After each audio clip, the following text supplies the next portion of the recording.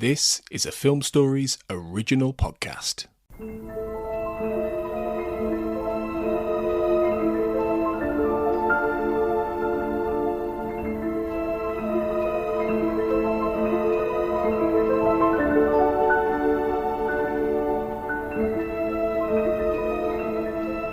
Hello and welcome to the Malick Hour, celebration of the life and work of American filmmaker Terrence Malick.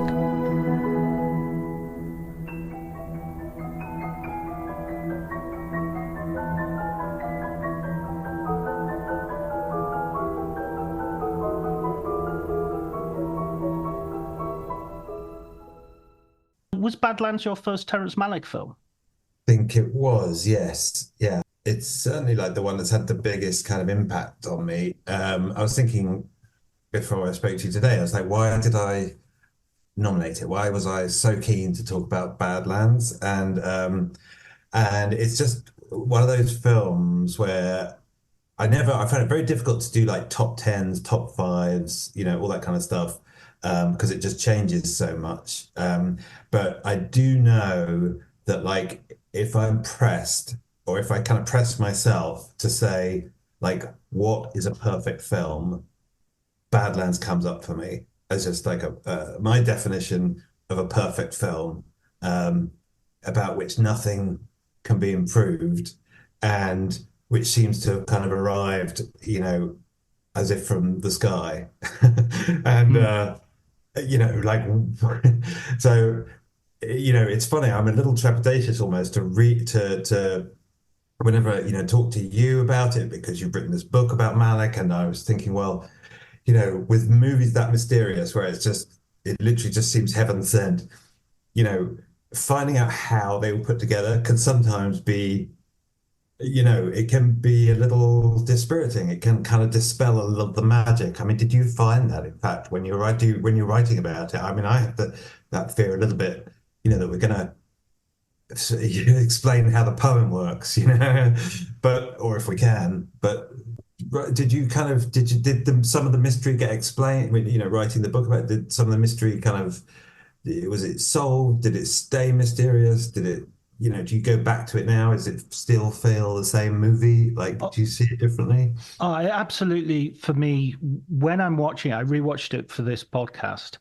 And after a little gap, because obviously I finished the book almost a year ago now. So I rewatched it to refresh my memory, and it was like watching it again for the first time. And I think that's what these perfect films, as you say, that's exactly the quality that they maintain.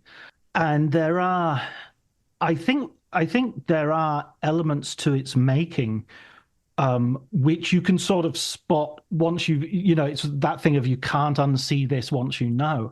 But remarkably, this film is resilient to that, and yeah. I don't feel in any way that I can see the strings, or I can see the bloopers, or I can see, because there don't seem to be any. I mean, I know there are some technical errors that they, that you get to see, like they didn't have enough light in a couple of the scenes. They weren't lighting it properly.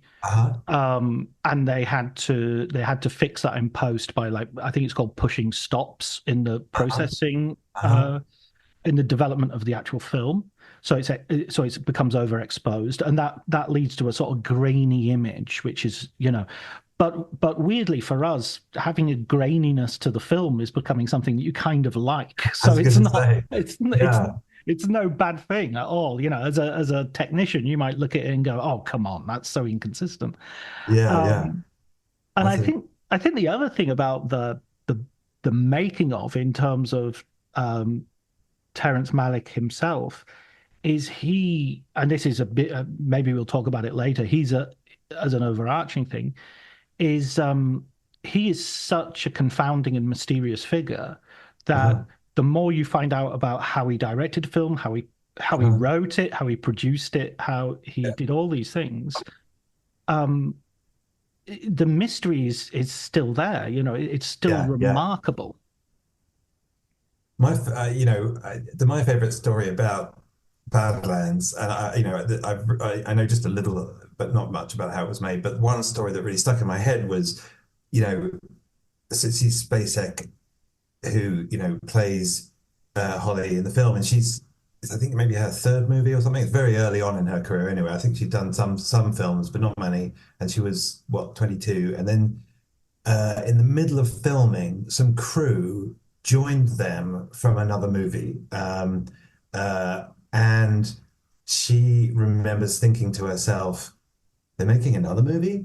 Like, as if, as if there was only one film, the shock that there are other films out there. Like, and I really love that story because it tells you something of like him, and of course, as a leader, as a director, that's important. You make everybody feel like this is the most important story. There are no other stories going on. This is the one that needs to be told. But also, I think it kind of gets to like something of that sort of poetry of the film itself. Um, like a lot of his films, it has features these very self-absorbed kind of characters, and who he's the killer played by Martin Sheen is really quite grandiloquent, and grandiose, in his self-image. And there's this kind of constant contrast between the sort of the dreams that are sort of filling these kids' heads and then the kind of reality of what they're doing, which is killing people. Which is kind of, and the brilliance of the film is that it never really kind of acknowledges or seems to only fleetingly the sort of the stuff that everybody else is finding interesting about them, which is that they're killing people. From their point of view, it's this sort of love story, and that's how sort of Malick pursues it. And there's something sort of very lyrical about that and very psychotic about that. Like it's scary, that they're so amazingly detached from reality, but there's also this kind of lyricism to it. And so when Sissy Spacek says what they're making another movie, that to me is like almost what that movie is doing. It's conjuring for the audience the sense of like the absolute center of the world that these kids are to themselves, and it's really kind of, I can't think of many films that manage to sort of do that, it really just, yeah, it just seems. I mean, how did he wrote it himself, and yet he kind of gets under the skin of the thing. Okay, so the first thing that's kind of amazing about it, which all the listeners need to know about, is that this sense of this voiceover that they've written for themselves, like voiceover in movies, is not traditionally used the way that Malick uses it here. It's normally the kind of crutch of screenwriters who are trying to sort of jam in a bit of exposition about who shot who where, and that they didn't bother to dramatize. And here he's using it entirely differently in this kind of extremely expressive fashion to give voice to Holly and Kit's kind of internal crazy poetry. It doesn't advance the plot in any meaningful way. It's really just character detail about the insides of these two people. And, you listen to it and it's just beautiful because they're expressing themselves, as undereducated, inarticulate kind of folks from Montana would express themselves, which is to say in cliches, in kind of dime store kind of cliches, that sound like they've just come from like a comic book or, like they're, and you think about how hard it must have been to get that quality across without itself tipping into cliche. In other words, he's capturing the way these people think, and they think in kind of comic strips almost, and he thinks he's James Dean, and she thinks he's on this great romance, and and yet somehow he makes it indicative of their thinking, not his as a writer. You know what I mean? Yeah. And it's sort of like it's an amazing bit of writing. Like I just can't get over like how stunning that achievement is to write these interior monologues for these people expressing themselves in cliches in a way that is not itself cliche, but just lyrical and I still, when you listen to it, it's just such those interior monologues are just so oddball and and weird and lovely, and But I think that's the interesting thing is it does the opposite of the expositional voiceover that you were saying earlier, as you were saying earlier. It yeah, actually creates more obscurity. It becomes more translucent. There's yeah. a line that Holly says, which is, "I would write sentences on the roof of my mouth with my tongue." And it's just like it's like what you're saying becomes this secret. You've got this secret, Yeah, yeah, yeah, even to Kit, even you have this interiority which is yeah, so self-absorbed, so yeah, solipsistic. yeah, And of course you're not allowing anything else that you don't want into and so when she reports what Kit's done, I mean, I yeah. think one of the things I found interesting about the relationship between so this is based on a real life true crime case, Mhm. which happened around about the time Terrence Malick was in school. He was at St. Stephen's, where he was a boarding school, Hmm. which had only recently become co-educational. I think actually the second year he was there, it became co-educational, so girls were coming as well, and it was in the hills above Austin. And in a very isolated setting. And the newspapers arrived with this news with these teenagers who had sort of lit out for the territories with Hmm. and there was a series of murders happening, and it was all taking place in January of one year. Charles Starkweather was the murderer whose Kit's based on. Now, Starkweather, when he was captured, wrote his autobiography as he was awaiting execution, Hmm. and the tone of Holly's uh, voiceover has a very similar dreamy quality to Starkweather's. What he would write things like, you can't blame a toilet for flushing and stuff like this, and it would just be, and he would take that on and absorb it, and he would listen to tapes that his lawyer, and he interviewed I forget the name of the woman who it was, Holly. No, sorry, Holly Sargis is the character, but Carolina Fugate. Uh-huh. Okay, and Fugate was in prison, and would remain in prison for quite a few years after. He would show this film to her as a special. They'd get her out on a special pass and hire a Uh-huh. private cinema and show her the film. And he said, "I won't make this film without your permission." So he gave her the script and he described it to her. And she said yes. She said, "Okay, I trust you." But she didn't want it to be made because had already been a film about this case, and Uh-huh. it was a very sort of exploitational film, and it had them. There was a famous photograph where she was drinking from a bottle of soda Hmm. in the back of a car, and she was just like this really young girl smiling. And after her arrest, and it was shown as, look at this cold, indifferent teenage killer. And this was everybody's worst nightmare in the 1950s, with these new people called teenagers who would Hmm. kill their parents and run away and drink Coca-Cola and not care and listen to Elvis Presley and whatnot. But in fact, her story was hugely different to this story. Her story was that she'd been kidnapped by Starkweather, who threatened to kill her, and she was a child. And he told her that her parents were being kept, her family were being kept by hostage by a friend of his, and if she didn't do what he said, he would have them killed. Do we believe that? Is that do we think that that's true? That that is what he said to her? It's definitely true that what he would later say in court, in direct contrast to what Kit says in the film, tried to make her as guilty as possible.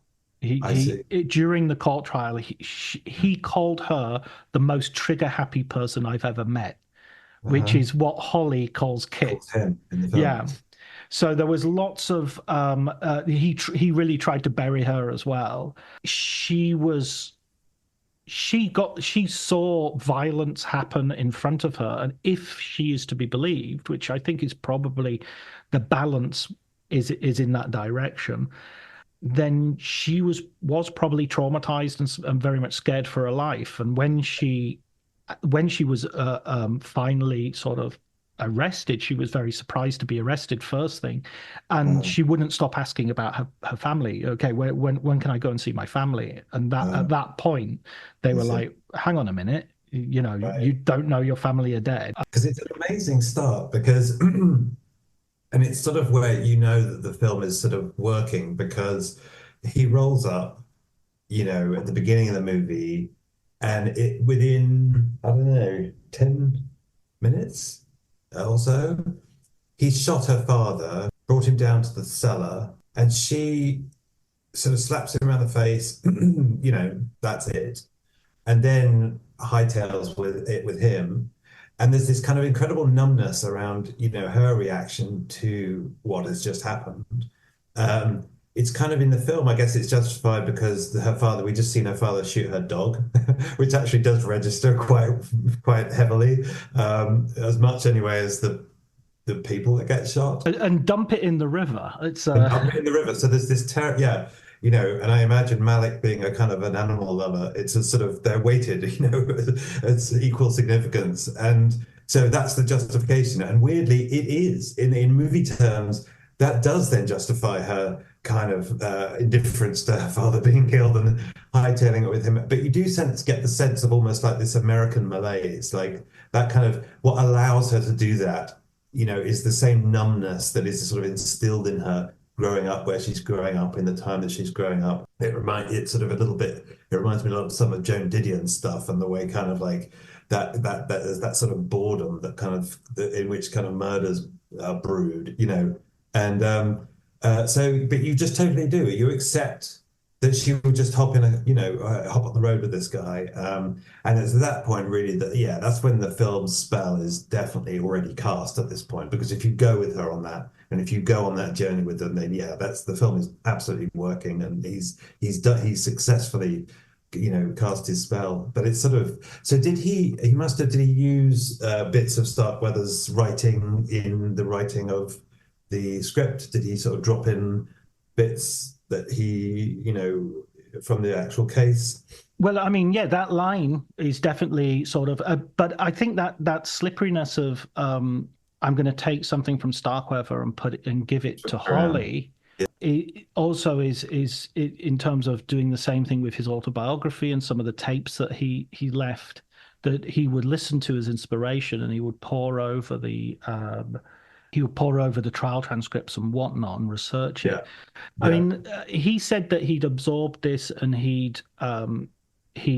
it was very much about Texas for him, because he felt that violence in Texas, I know it's not, it's set elsewhere, but he said in an interview that Texas was a place where violence could just happen at any moment. And it was just and he said that people he met, and he used these really strong terms, you could meet someone who was absolutely evil and you knew they were evil, but they were also very charming at the same time. And there was no way of really absorbing that one did not disqualify the other. There's a little bit of a debate in terms of, I've talked to different people, and one person told me that I think it was Billy Weber, his editor, who edited Badlands and then went on to edit Days of Heaven and Thin Red Line as well. He told me that when he turned up at the AFI, which was the very first year of the conservatory of the American Film Institute, the class also had Caleb Deschanel and Paul Schrader. It was an amazing inaugural class. And he went for an interview, and he handed over the script of Badlands and said, I want you to show me how to film this. The guy who was supposed to be teaching screenwriting said, well, if you've already written this, what can we possibly teach you? What if you're already so far ahead of us. And he shouted karate and slammed his hand down on the desk. So, which is like sort of very typical of a kind of Malickian sort of horseplay sense of humor that he has, yeah, that's fun. which which you don't necessarily suspect from his films, but Yeah, is yeah, that's definitely fun. there, you know. Oh, that's good. Yeah, no, it's an amazing bit of writing, but it's also, and it's an amazing bit of directing of actors in particular. Like it's the both of them are give extraordinary performances. Sissy Spacek is so hypnotic in the film, and the camera is kind of definitely hypnotized by her, isn't it? And that sense of sort of secrets you were talking about, her writing something on the roof of her mouth. Like, is this true that like he would sort of slip her little notes? He would write things. He would write the SpaceX like little notes of thoughts that Holly might have or opinions, and then slip them to her before they sort of shot the scene. Yeah, Do we yeah. know like kind of where? Presumably it wasn't the actual script itself, which he would have read already, but just little addendum, like little spring. It's almost like a kind of love letter. It's like a little secret that he's hatching with his actress. It's lovely. Yeah, that absolutely did happen, and it's really weird because it's really funny because as his career goes on, it will almost be like the script will be left at home entirely, and it will all be the little notes, So as you get on to the not necessarily, well, even sort of Tree of Life is fully scripted, but by the time you get to the Wonder, Knight of Cups, and Song to Song, there is a rumor of a script. People are actually just turning up at locations and being given suggestions and things like that. Yeah. But yes, that definitely happened. It was definitely part of the the casting process. And because Sissy Spacek was cast so early on, she was like one of the first people who was cast. The search for Kit went on for ages, almost a year.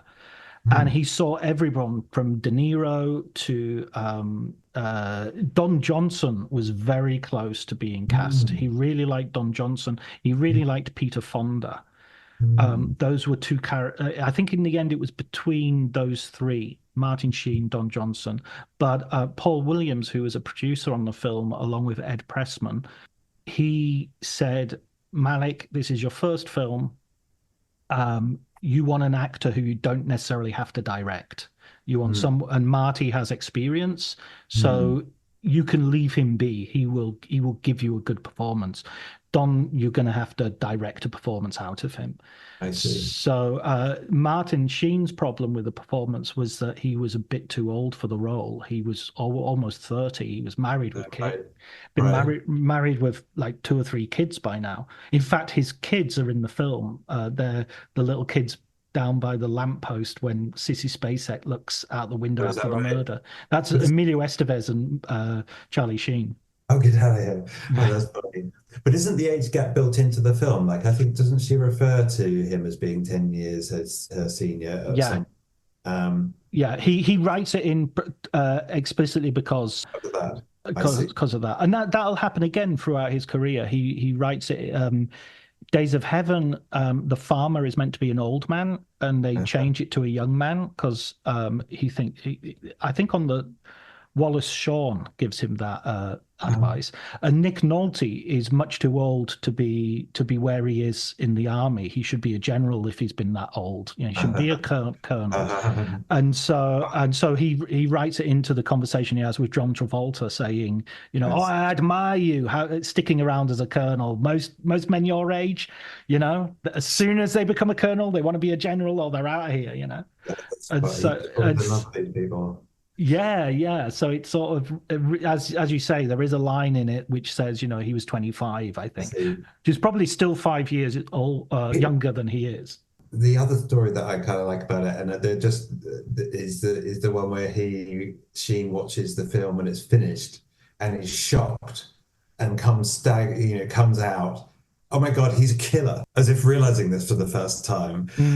Again, it's part of that wonderful spell that Malick casts in the film and while making the film, that essentially you could act through that movie as Sheen does without realizing that necessarily, or with that at the very back of your mind, or pushed off to the side.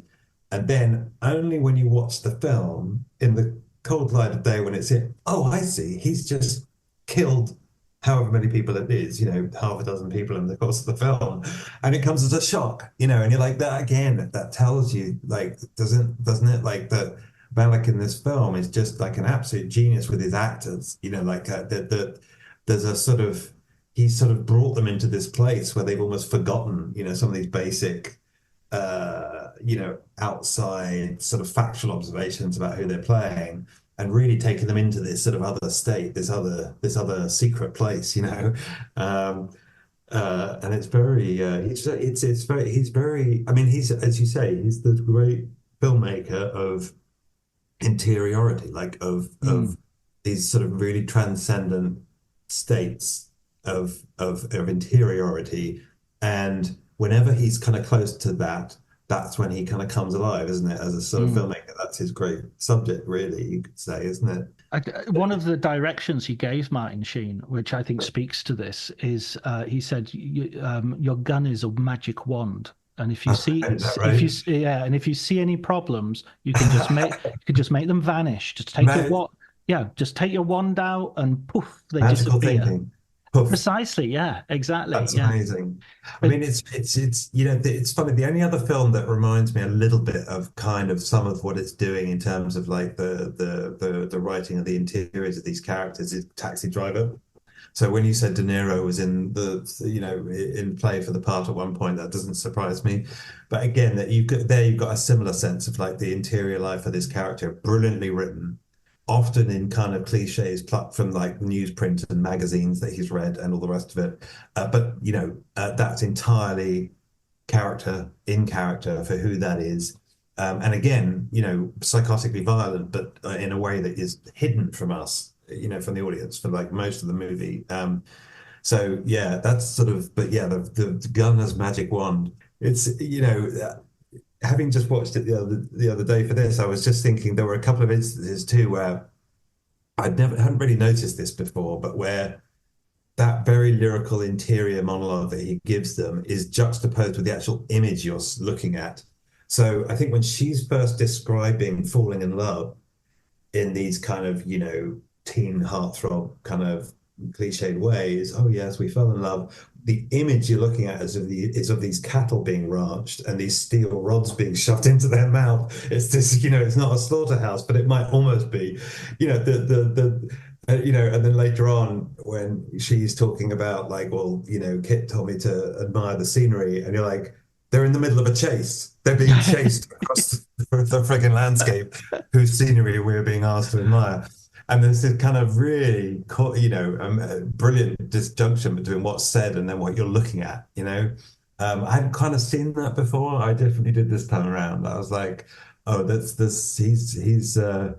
he's really on, I guess, the distance between their interiors and their exteriors, Even that in terms of that car chase as well, which I'm always surprised when I watch that about how brilliant a car chase it is, because that's not something you expect from Terrence Malick. It's not like, it's not well known for his car chases, and this isn't. They didn't have enough money for a second unit to be. Oh, is that right? To be sort of going off and doing this on their own. He was in the who was it? Jack Fisk told me a story of him strapping himself to, like, they took the hood off the car, strapped him in, and he wore a football helmet, and he had the camera, and he was operating the camera as they drove through these fields. And it being a Malick film, they were doing this until the light was failing, and at one point somebody had to say, look, stop, and they just stopped. And when they got out and he unstrapped, they found they were just on the edge of a ditch, and if they'd gone a little bit further, they would have just gone straight into this ditch, which they couldn't see in the magic hour. But in terms of that sort of unreliability of what they're saying, the world they're living, and the disjunction between that and the real world, even that car chase, the reason it finishes is Martin Sheen's Kit gets out of the car and shoots his own tires so that he can be, it's sort of like, if you guys aren't going to capture me, I guess I'm going to have to capture myself, the idea that he doesn't actually want to get away. He wants to, he wants to have, it's time for my last act now, That's right. And again, that's such an interesting bit of kind of character observation, isn't it? Just at that point, there's something very throughout the film, self-negating. Like he sort of will say things like when he's talking to her father and saying, she could come with me, and if she gets sick of me, she could always hightail it off. I wouldn't mind, he says. Yeah. He said, I wouldn't mind. She could do that. That's such a strange way of thinking, or there's something very self-negating about that indifference almost to his own fate. There's a sort of weird that sort of almost out of bodiness of some of what he's saying, where he's sort of almost numb to what he even, and so Shooting the Stars is a kind of great example of that he could almost be watching himself, couldn't he? Like kind of in the movie of his life, and this is the great moment where he decides he will hand himself. It's just, it's amazing, really. I mean, everything is kind of character, really, I guess is the thing about it, isn't it? Like kind of whether it's the dialogue, the interior monologues, the landscape, everything just seems to sort of just tell the story of these two kids. And it is an amazing, I mean, and then the fact that it's a first film, I mean, that's also like, how on earth, how do you kind of recover from a movie like that? I mean, it's an indie movie, more or less, isn't it? Like it's totally an indie movie. The money was raised. I mean, it reminds me a little bit of the Coen brothers in the 80s as well. That he had the script, he had some stills, he had a whole presentation, and he basically went around California, went round to his family, doctors, dentists, architects, and there was a guy in Silicon Valley who was an early electronics guy who gave him a wedge of money. Ed Pressman and Paul Williams raised money. Ed Pressman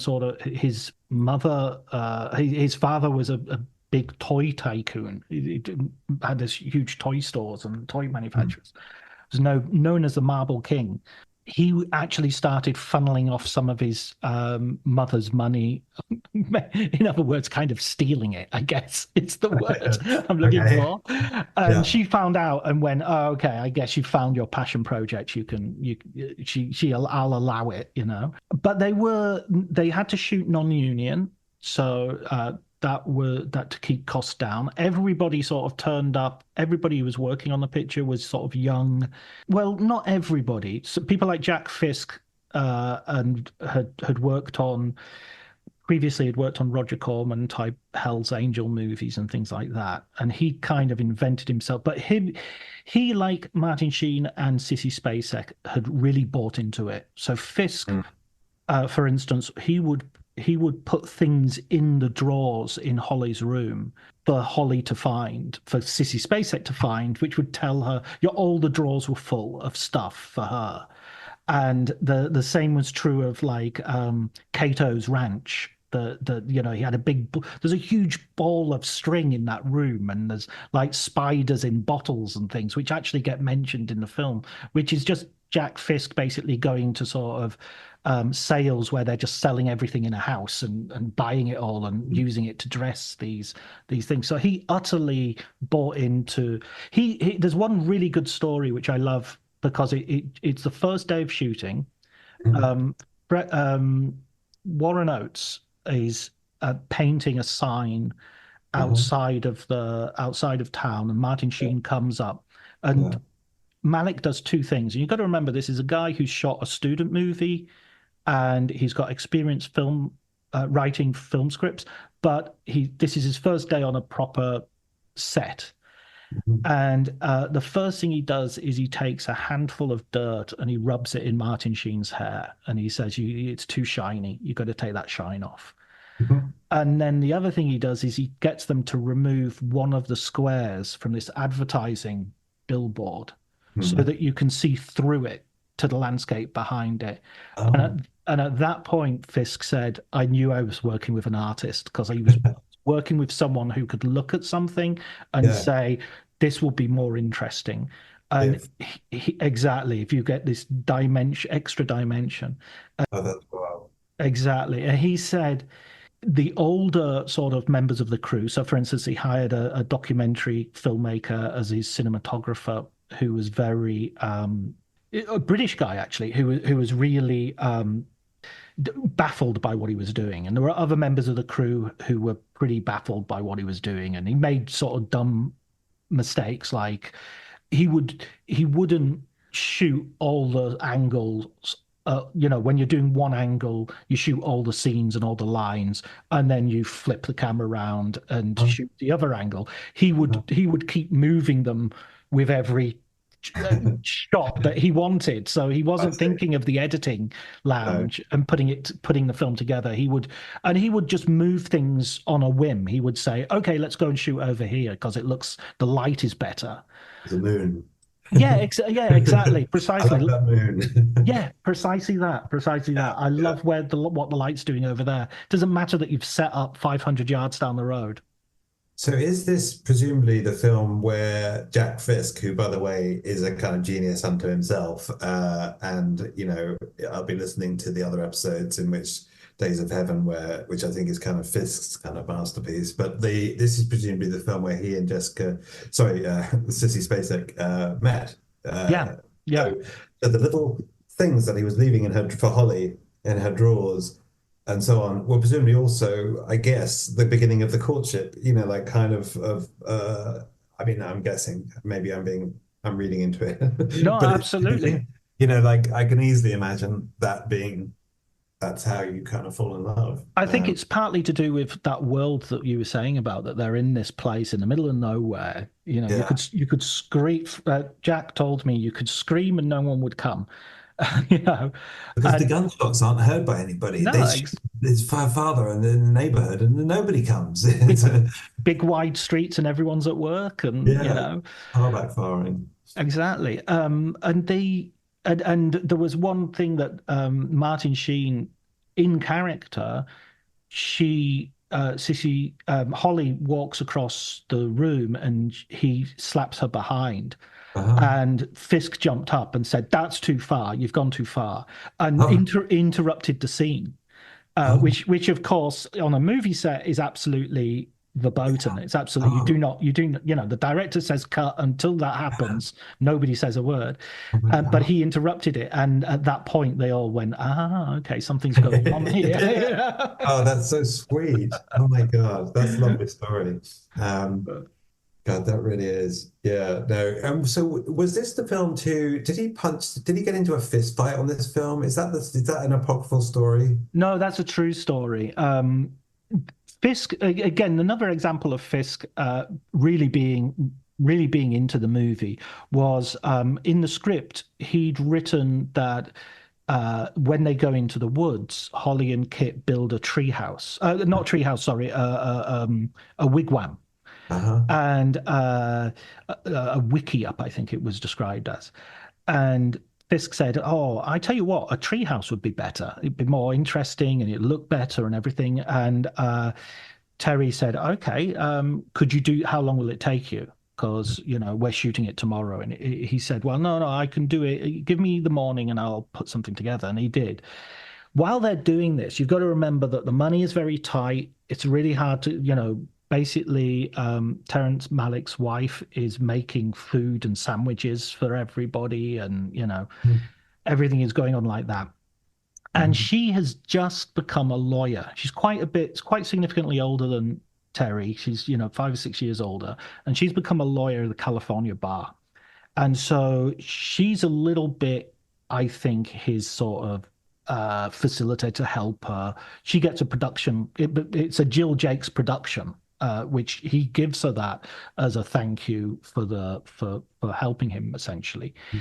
Lou Stoller, who's basically Ed Pressman's sort of eyes and ears on the ground to make sure the money isn't just disappearing, and to keep this young first-time director in check, is very abrasive and basically doesn't have any respect for Terry, and is second guessing him and whatnot. Anyway, he says something misogynistic to Jill Jakes after she interjects at some point during a discussion while they're making this treehouse. According to Martin Sheen, There's not even a second of hesitation. Just all of a sudden, Malick is on top of him. The guy's on the ground, and he's wailing absolutely walloping this guy. And these are two big guys, and they're just going at it. There's no. And Sheen has sort of said, maybe it'd be better if, a few directors were willing to sort of jump in to defend, the people on their crew and their vision.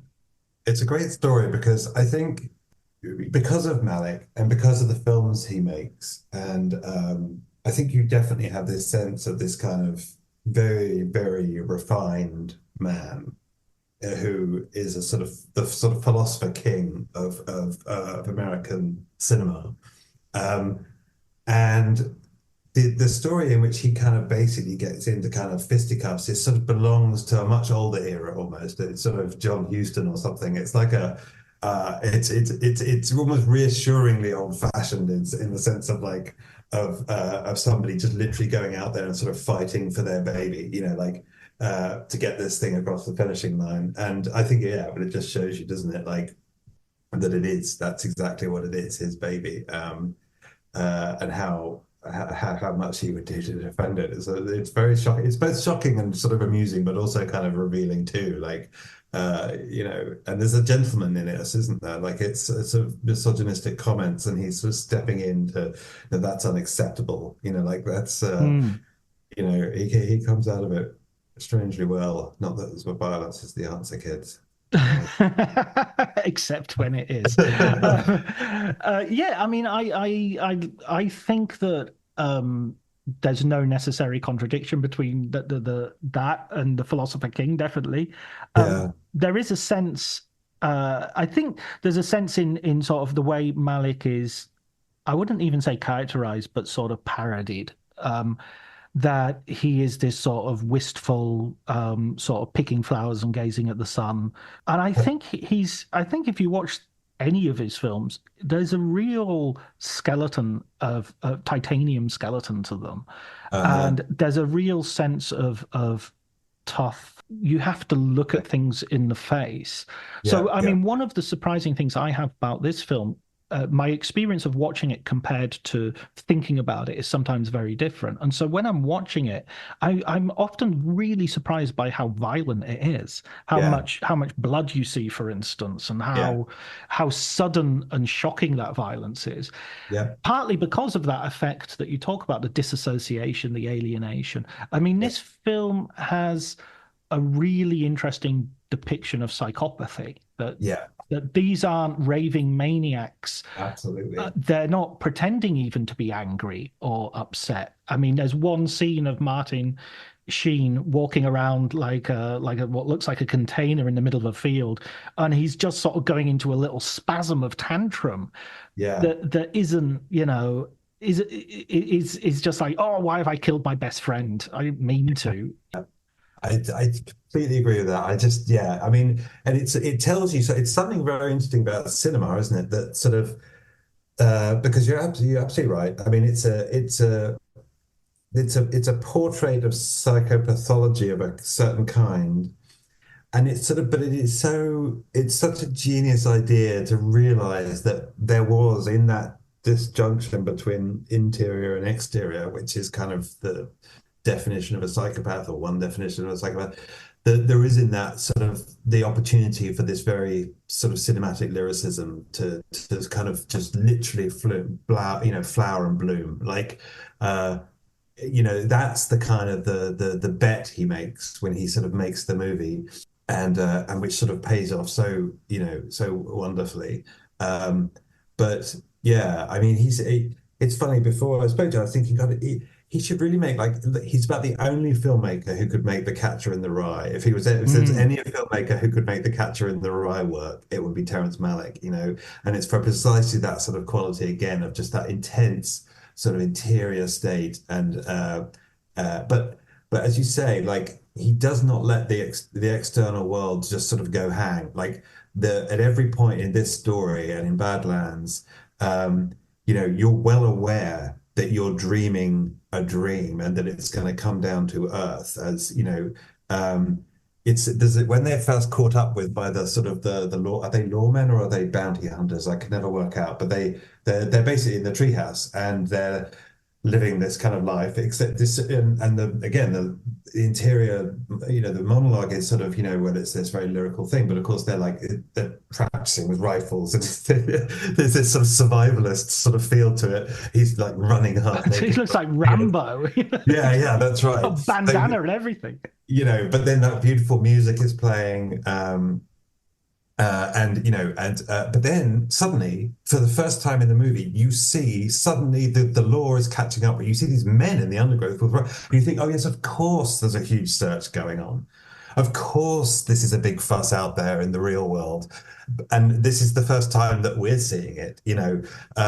But that's what I mean. He's constantly, he never lets it's not like he kind of starts to dream the dream and, forget about the kind of reality of these characters. It's always there, and that's, I think, maybe some of the sort of titanium that you're talking about. To observe solipsism so well, he has to have a very great sense of reality. Or else the movie would feel solipsistic, and it really doesn't. It doesn't at all. So it's kind of it really is. It's just such an unusual film. I mean, it's still to this day when you watch it, and you're so pleased to show it to people too. Like if there's a sort of a younger person who hasn't seen it or like hasn't comes to Malick's work through whichever film it is, and then you go back to this, it just strikes you as like, this is the only film. This is the first and only film that was ever made. Like there's got that kind of quality to it, that sort of starstruck kind of quality to it. It's just kind of perfect. I mean, David Thompson called it the most assured American debut since Citizen Kane. I know. That's a really lovely thing, isn't it? I remember that opinion, reading that opinion, and thinking, yeah, that could be true. That's probably true. That could be true. I think so too. I mean, there's such a kind of weird skill set to be a movie director and to be a kind of great one as he is. Like, it's such an unusual. I mean, in your view, like, is he? What sort of makes him up, as it were? We know that he was a journalist for the New Yorker, wasn't he? He studied philosophy. He's good with his fists. He was a great sportsman. He played football, baseball, basketball, and even like later on when he was I was talking to some of his editors of his later films, Song to Song, and they were saying, during breaks they'd go out and play basketball games one-on-one and horse and these other, and he would, he would more than participate. He was, I think Brad Pitt at Cannes said, put a ball in this guy's hand and he's competitive. He doesn't. He's a bit of a demon. I mean, I think in his earlier life, there was this sense that I think it's been overstated, the philosophy stuff. Yeah, he studied, he was at Harvard, he was a Rhodes Scholar, he taught one term at MIT, but it was like a supply teacher gig. It was like one of his friends couldn't do a term, and so he filled in for him. He did translate a Heidegger book, and he did go and meet Heidegger. And he got a letter of introduction from Hannah Arendt to go and meet Heidegger, which is like shows also that he was doing was he was going around the world, meeting a lot of people and really putting himself out there. He was a big mixer, and the number of people he met and had a really good relation. I mean, he didn't just get a job at the New Yorker. He was in the same class as Wallace Shawn, and Shawn's father was the editor of the New Yorker, and William Shawn, the father, became said that Terry was like a son to him, and it wasn't. People were devoted to him. Right. He had this real he has, I should say, because obviously he's still around, has this huge charisma that creates devotees. Uh-huh. I think, and so like in terms of his journalism, he would claim that he was never a very good journalist, and in fact, there's very little writing seems to have either been published or to exist. Uh-huh. His byline is confined to one piece of talk of the town for the New Yorker. But he was sent on loads and loads of commissions where he would write copy for basically photo magazines that would then be used namelessly. But it's like Life and that sort of magazine where they would publish a photograph or series of photographs and just have a little bit of journalistic context Ah, without the byline. And nice. so he would go to places like Haiti and under Papadoc Duvalier was the name, I think. Uh-huh. And he would go to Bolivia the day after Che Guevara got shot and killed. And is there some story where he kind of choked on a story? There was a story he was supposed to be delivering and he That's just right. didn't do it. Was that Yeah, the Che Guevara that was the one? Che I Guevara read one. that in your book. I probably did. I'm sorry. Exactly, because he was basically going there in order to write up a story about the trial of a French philosopher who had been arrested in Bolivia as for instigating revolution. Hmm. Himself a fairly famous sort of revolutionary philosopher. They arrived. It was him and Michelle Ray, who later became Costa Gavras' wife, um, and who herself has a huge, amazing career as first a model and then a journalist who went to Vietnam and got caught by the Viet Cong and freed and then wrote about it. So really amazing people that he's mixing with. And the New Yorker said, "Okay, we'll change your assignment. Have this. This is your story now. Write about the execution of Che Guevara, and it just grew and grew and grew. And a little bit like would happen with some of his later films, he wouldn't be able. Deadlines were not for him. He would have to. He as you say, he choked on it essentially, and I think at that point he realized, okay, if I can't do this, then I can't do journalism. I'm not reliable. Right. No, in a similar way that he did teaching, and he realized. I mean, there's one account of him teaching, and he has to describe anxiety, and he as a philosophical concept, and he's never experienced anxiety himself, so he just walks out of the room because he can't teach something he doesn't know about. And that's and never goes back. And that's That's kind of a great. fun idea. But when it comes to filmmaking, he applies himself. He has to make films like student films in order to, but he's making them in his 20s, having already done his academic career. He's not like a teenager or in his early 20s. He's kind Yeah. of borrowing equipment from MIT Film Lab and going out and making improvised movies, none of which, to my knowledge, survive. But then again, even his sort of first short film, Langton Mills, which does exist and has been seen, he will not allow anybody to see. So there's a sense that he's definitely also covering his tracks. There's a Mhm. moment in his biography, but I would place it at 78 when he decides, you know what, I don't want to be a public figure. I want to be out of the limelight. I don't want to be. Before then, he's perfectly happy to give interviews. Before then, he Right. talks to everybody. After then, Yeah. he talks to everybody, but he doesn't allow them to publish.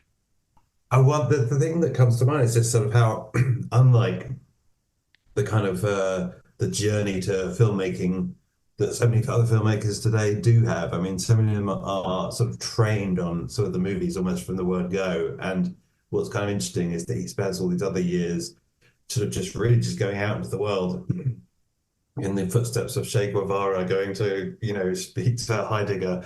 These are unusual sort of CV points, for an aspiring filmmaker, but you feel like they are very important because that means that the wealth of experience that he has before he starts looking through a viewfinder is big, and you can certainly feel with like a lot of his generation that movies are sort of the first thing they think about when they kind of, pop out the birth canal. Yeah. They are thinking, dreaming, thing. And that's also great. It's the film nerd generation, right? Of Spielberg and Scorsese and what have you. But here's this slightly different character who sort of lived a fair chunk of experience away from the movies before he comes to them. I think as well he's an interesting character because like even today he'll again this was someone an editor of his would sometimes they'd go to the movies and Malick would go and he would buy a ticket for every film and then he would go and sit in one for 10 minutes and then swap screens and sit in the next for 20 minutes and then swap screens. And he would just go through the multiplex and watch 20 minutes of each film and then go for dinner. And it was just his way. I just want to see what they're doing. I don't want to sit and watch the whole film. I just want to see what they're doing. And then if a film hits him, he will get in touch with a filmmaker and he will phone the filmmaker out of the blue or write a letter and be very effusive in his praise. And just based on that 20 minutes, or he'll watch the whole thing? Oh no, he'll watch if he's watching something and it's like, oh, this is amazing, he'll stay through the whole thing, and or he'll go and watch it again or whatever, and then he'll, I mean, there's people like Scorsese who I think they have a very back and forth relationship. I think Scorsese arranges to have screenings of his films for Malick and probably vice versa. So a film like Silence, I was watching an interview with Martin Scorsese, and halfway through the interview, he says, actually, to answer your question, I have this letter from Terrence Malick, and he takes out a letter and reads what Malick has written him, a portion of this letter. And I found that really interesting that there's this sense of mutual respect and work between these people who obviously have. I mean, obviously, they're. I think Scorsese and Malick are two religious filmmakers in both senses of that word. Right, that's very true. That's very true. We're both Christian in a different way. It's that brings to mind actually the story too that Ben Affleck told me about the ending of Good Will Hunting. And now the thing that you'll have to refresh my memory on is the connection between Affleck and Malick to begin with. Do we know what that is? Yeah, Malick's really good friends with a guy. I forget the guy's name. It's in the book. But he's basically Ben Affleck's godfather. Right. And so he knows the Afflecks. He knew the Afflecks when they were kids, Casey and Ben, and I think they've got some siblings as well. So when Affleck and Damon were, well, this is I used you as a source on this. Oh, yeah, good. Yeah, well, you tell the story because you. Well, no, I mean they were just stuck for how to end the Good Will Hunting. They'd sort of written their way all around this story, and they were out to dinner with Terrence Malick, and he said, all you have to do is just have him leave town. Antonioni ends his movies that way. This is how you end the movie. This very elliptical, I mean, it's beautifully done the way that Gus Van Sant does it, because he shows, Will's departure from every point of view of all the other characters except Will. So in the Hollywood movie, what's happening is he's gone to look up Minnie Driver, right? So it's the ending of The Graduate. The Hollywood movie is he runs to her campus and he says, "Let's go." I mean, and then they run off together. But what he says instead is like, no. Just the fact that he gets out of Boston is the important fact here. And because there's something about the way that city is kind of characterized in that film, the difficulty of escaping, for a bright kid to kind of elevate himself or get out without being thought snobbish is the great dilemma of Will's hunting in the movie, right? Yeah. He would rather sort of fail honorably than succeed and be thought too big for himself, So how does a bright kid like Will get out of Boston is very much like the big struggle of the film. And so we see like Will's departure as witnessed by all the other characters. So from Casey Affleck's point of view, means he gets to ride in the front seat. He hops into the front seat next to Ben, and then off they go. For Robin Williams, psychiatrist, he kind of, gets the note, and it's gone to see about a girl, and that's the ending of it. But yeah, so just Malick's idea, brilliantly kind of put in place by enacted by Affleck and Damon and Gus Van Sant together. But yeah, and it is remarkable. I love that. I think it's one of my favorite endings of any movie in the 90s. It's just like, it's because it's so elliptical. It's like you don't see the thing that is essentially it's about, which is sort of Will going off to see Minnie, and instead it's just the effects on everybody else. So yeah, just a grand, a lovely. So yeah, he's got narrative sense, even if in his own movies he chooses to kind of then move beyond above and what a narrative. But yeah, his sense of story is clearly excellent. But I think the thing with his movies is he's interested in other things, and when it comes, so I mean, very specifically light and transcendence, and how he can achieve that, and how he can sort of, we use the word immersive way too often now in our critical discussions, but he genuinely wants to put you in the Second World War, or to put you in Jamestown in a way which is not just you're just watching a theatrical thing which happens and this is the setting. He wants you to be actually in the grass with the soldiers. Yeah. And to some degree that also starts with Badlands, but Badlands does have a story, and that story is very rigorous. It's just that the story isn't. I mean, in a way, the thing about Badlands is there's a cliched movie to be made. In fact, there was a cliched movie made, and there has been a cliched movie made afterwards in sort of True Romance, which is very, very much takes as its inspiration Badlands. It's just a fine movie to some degree, but that idea of lovers on the lam, and they drive by night, and thieves like us, the Robert Altman movie. So this isn't like, he's not reinventing the. In fact, this film came out the same year as the first Spielberg feature. Help me. Yeah, Sugarland Express. Yeah, Sugarland Express, and in fact, it was a double review by Pauline Kael of the two, because they were both at the New York Film Festival. Sugarland Express, and they're both about lovers on the run. Yeah. Same genre. And she said kind of the opposite that you're saying. She said that he's an art director and Spielberg is like a genre director, TV director. And Malick does all these things that intellectuals will like, and Spielberg does things which an audience will like. And she says something about Malick is like, I can see it, I can admire it, but I don't like it. And when she published obviously she's writing for the New Yorker, William Shone calls her into the office and says, "You do know that Terry's like a son to me." And she said, "I don't give a shit." And he went, "Okay, no, we'll publish it then." But it was like sort of like, "You sure you can't go a bit softer on him here?" It was,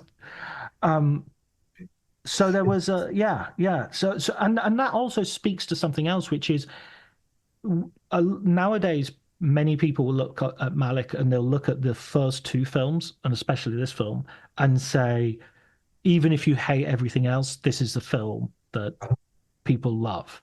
And sort of, where did it go wrong? If you want to look at it in that way.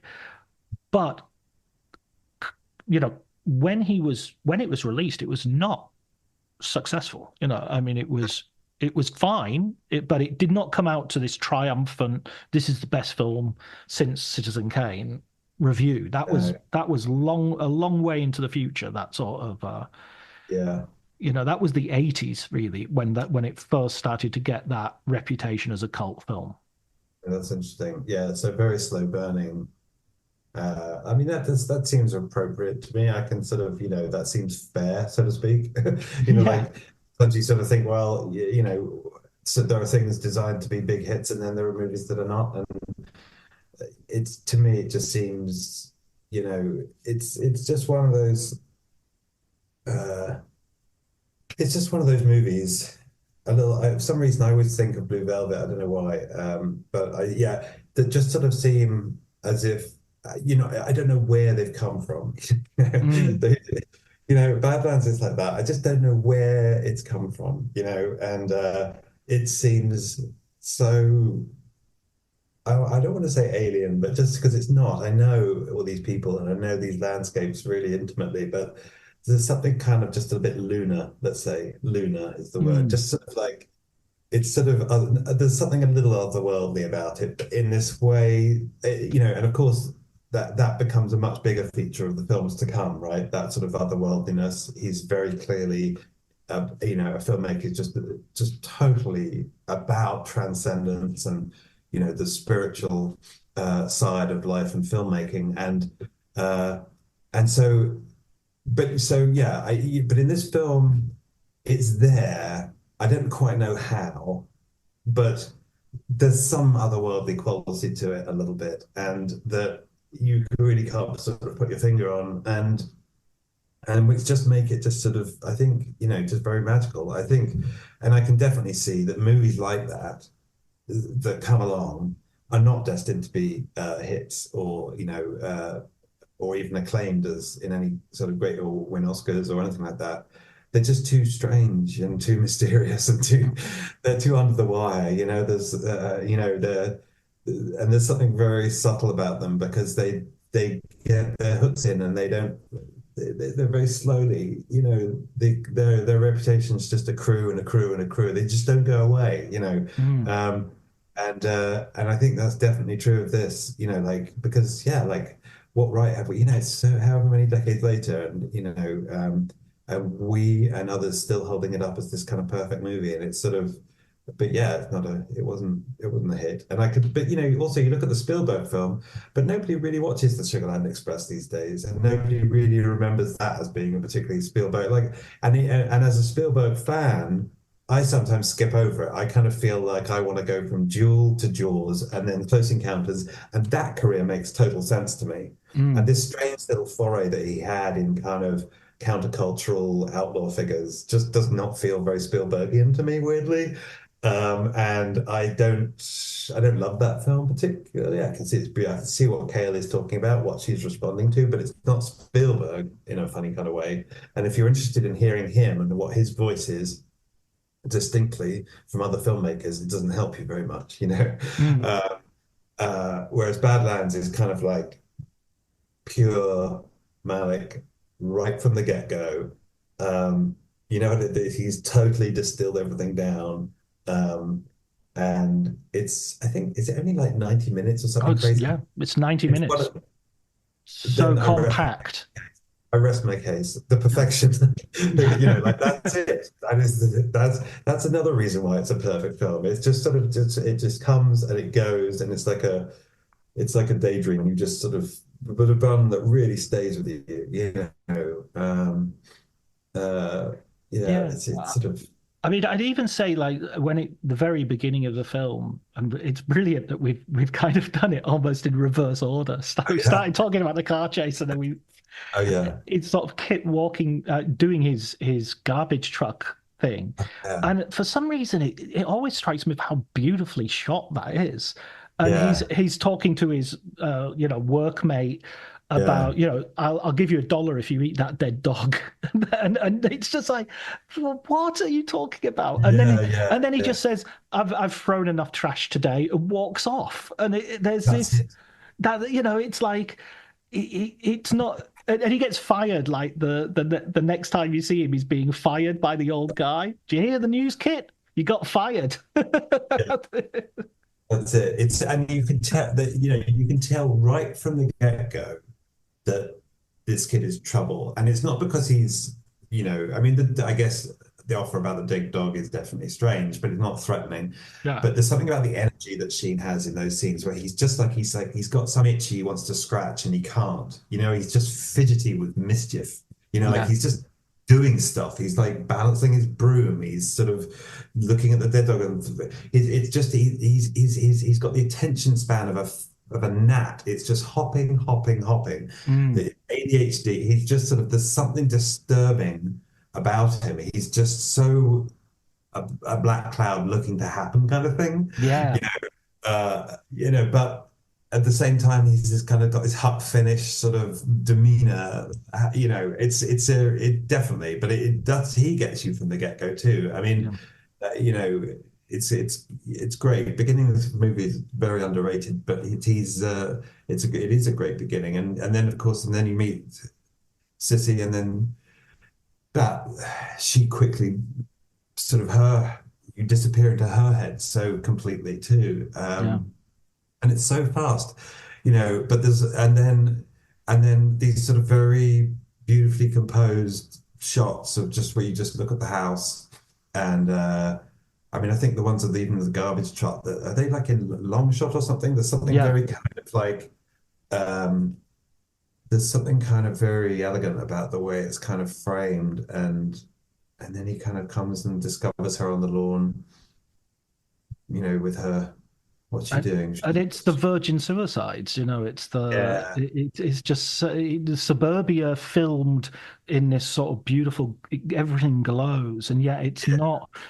Nothing is as obvious as that. Nothing is as gossamer. It's not, even the idea of the magic hour. You can sometimes, I called the book this, but there's a danger of overemphasizing that. But at the same time, there is this ochre that is behind every color that just makes everything. It's like it's on richer paper than it's on a richer canvas is being painted upon.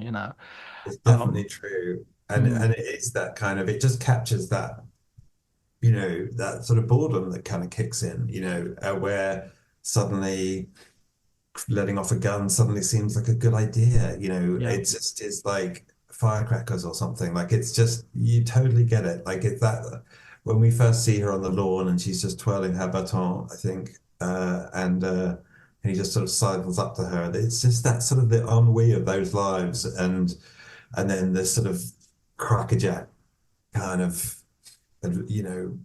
spree they sort of go on just to relieve it almost. It's very I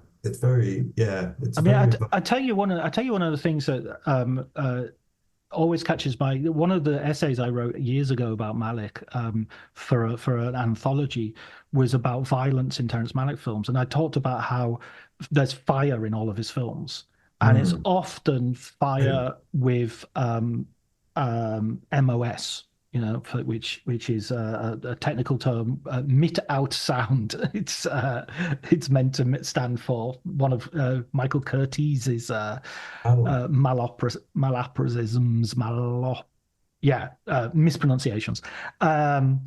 So you often have a fire, and the soundtrack is either music or it's not diegetic soundtrack. Yeah. And in this, he douses the piano and everything, and it's very handheld camera and chaotic. But once the fire starts going, it becomes incredibly beautiful with a calm soundtrack. It's so interesting. And that, to me, again, is that disassociation of sort of like, it's a real pyromaniac's view of fire. It's sort of like, oh God, look how lovely it is. That's reminded me of the fact that the argument with her father is not, we don't even hear that too. It's done with, there's a voiceover at that point where she's describing the argument with her father and how badly he took it.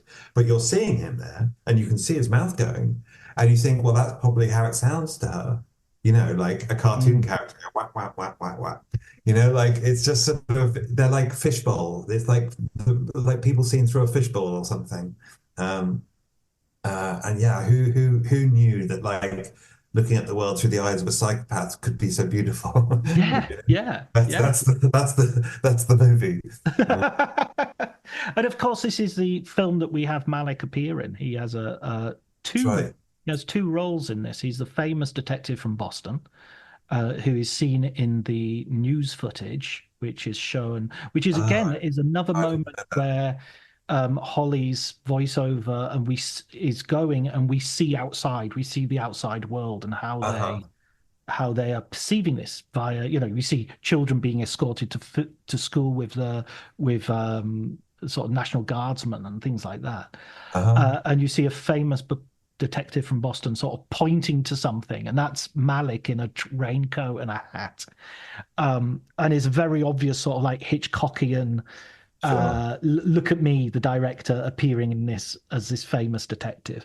But then a more improvised moment, if records are to be believed, and if Malick himself is to be believed, is that an actor didn't show up when they were supposed to have a visitor at the rich man's house. So he had to put on the Oh, costume is that right? and do it himself. I don't believe that. Yeah. Malick has a habit of having actors not turn up and then take on the part himself, which happens too free. It happens in the short film Lantern Mills as well. Really. And to They're me, 5 minutes late. I better step in, yeah, exactly, yeah. He just doesn't seem to be particularly reluctant about appearing on camera until after the 70s, after I think, 78. yeah, it's a good performance. It's absolutely fine.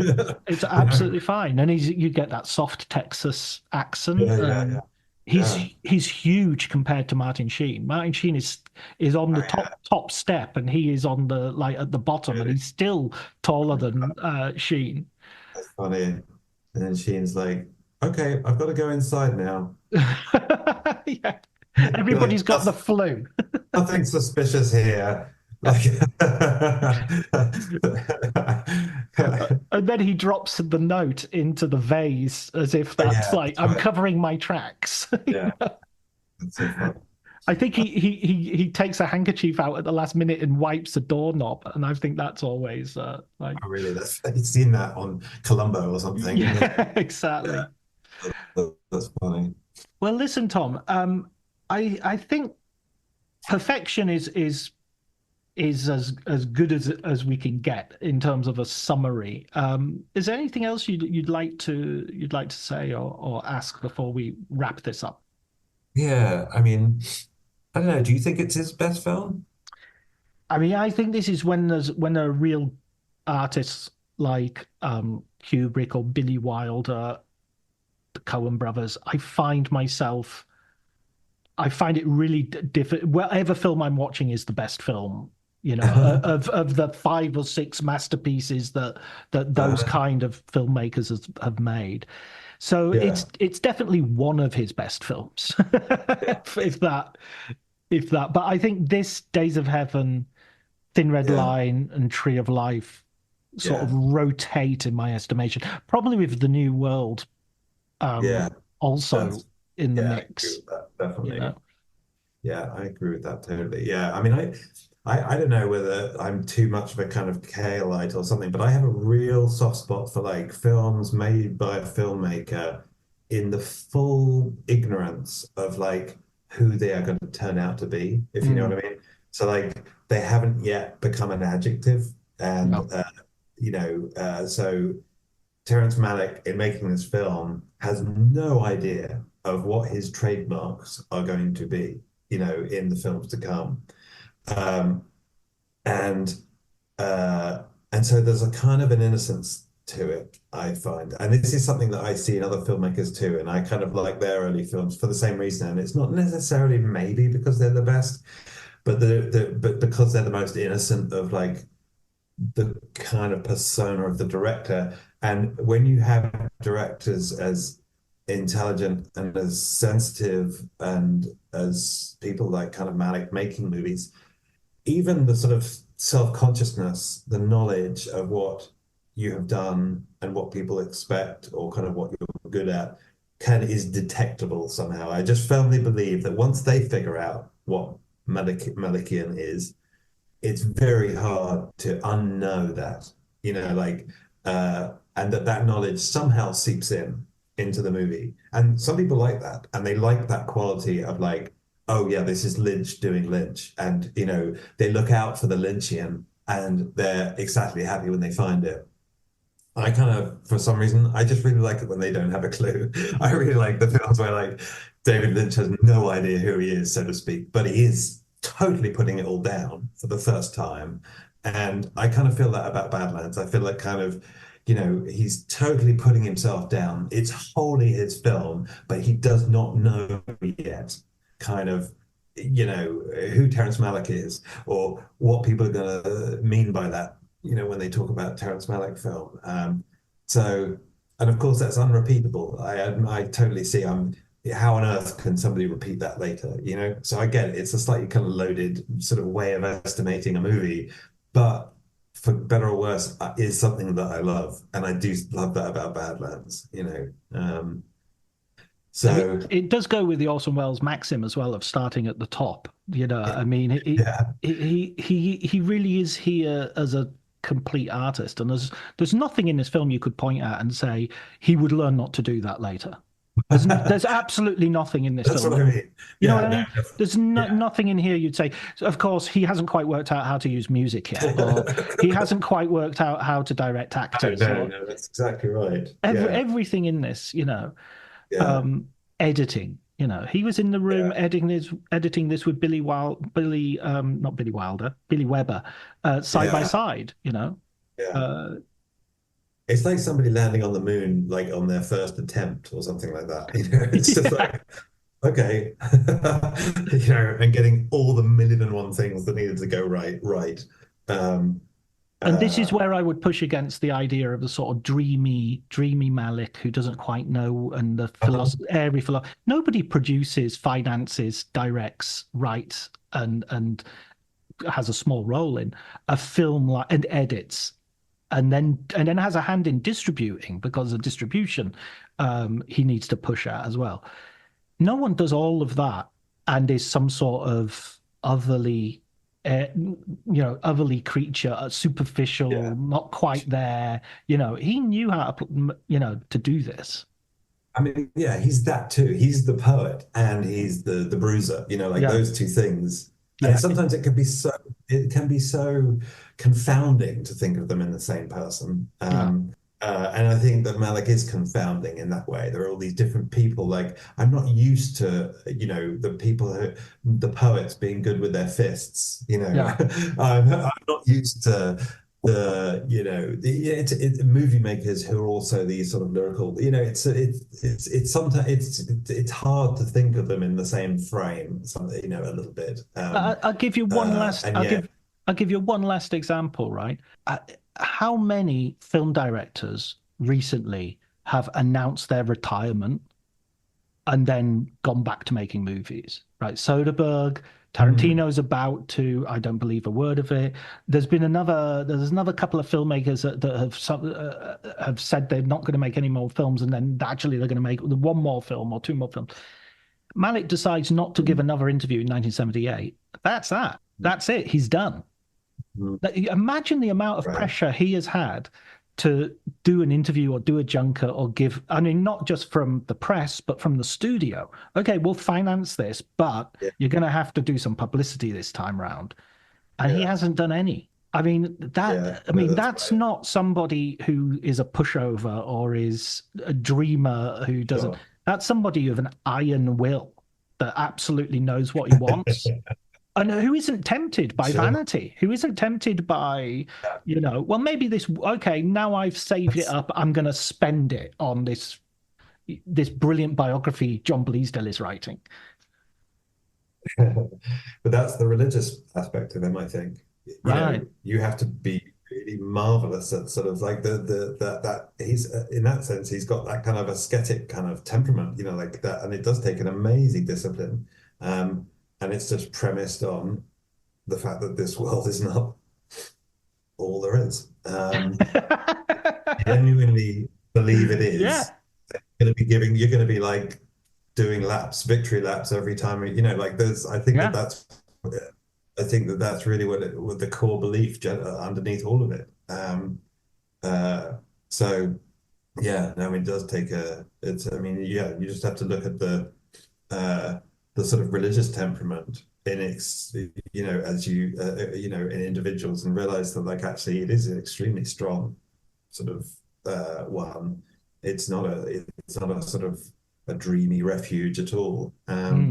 So it's premised on sort of really quite sort of sort of ironclad, beliefs about the kind of the world. So yeah, he's definitely a remarkable individual who just in some ways happened to make movies. That's the way he's quite similar to Wells, I think, because that's what I think about Wells. I think like he was a remarkable individual in whatever he chose to do, and we're just lucky that he made movies.